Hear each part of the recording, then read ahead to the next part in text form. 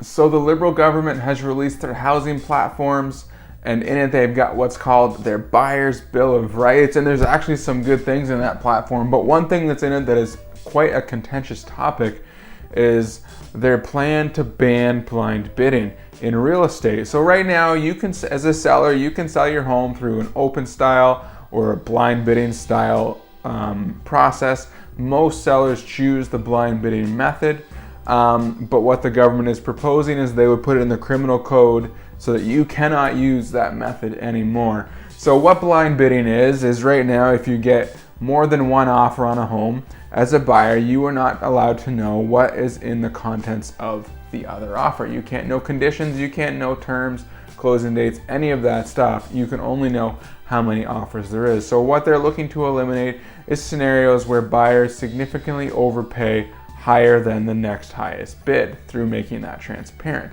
Now, I think there's a few problems with this, and I'm not quite sure it would work as well as what they are thinking it would. One of the problems is it definitely has some privacy concerns. How much of the offer is going to become transparent?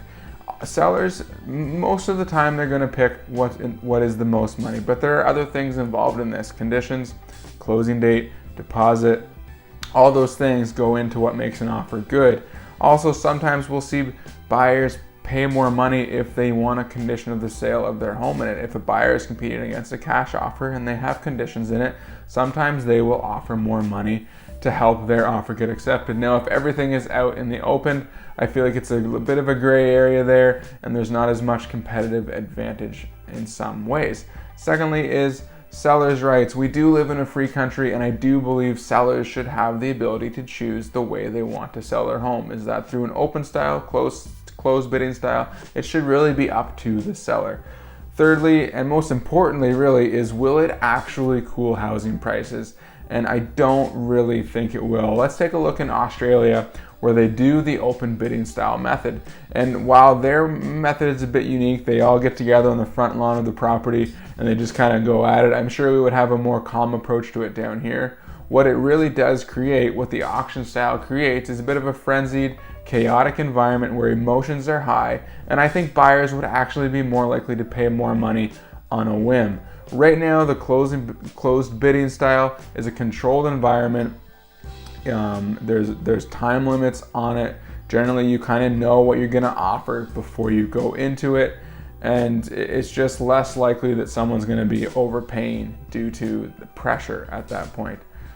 Will it actually help cool housing prices? Most advocates for this think that opening it up would create an equal playing field between buyers and sellers. I actually think it could create a more chaotic, frenzied environment where everyone is high on emotions and bidding higher than the next person. The way they do it in Australia is they all get together on the lawn and they kind of have the auction. It's quite unique.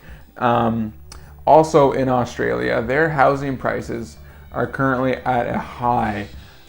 They're experiencing a real estate boom down there as well, and they often see things go for over their asking price.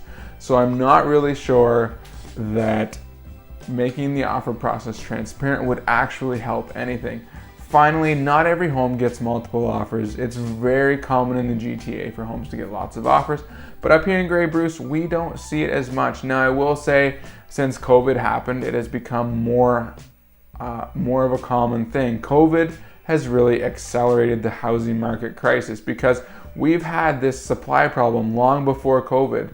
In fact, since 2015, our housing supply has been going down. So once COVID hit, people stopped listing their homes. They also dropped interest rates so buyers could afford more, and that has really accelerated prices. This was not as big of a problem pre-COVID. What needs to happen is supply needs to be fixed, and that will balance the market, and then this really won't matter anymore.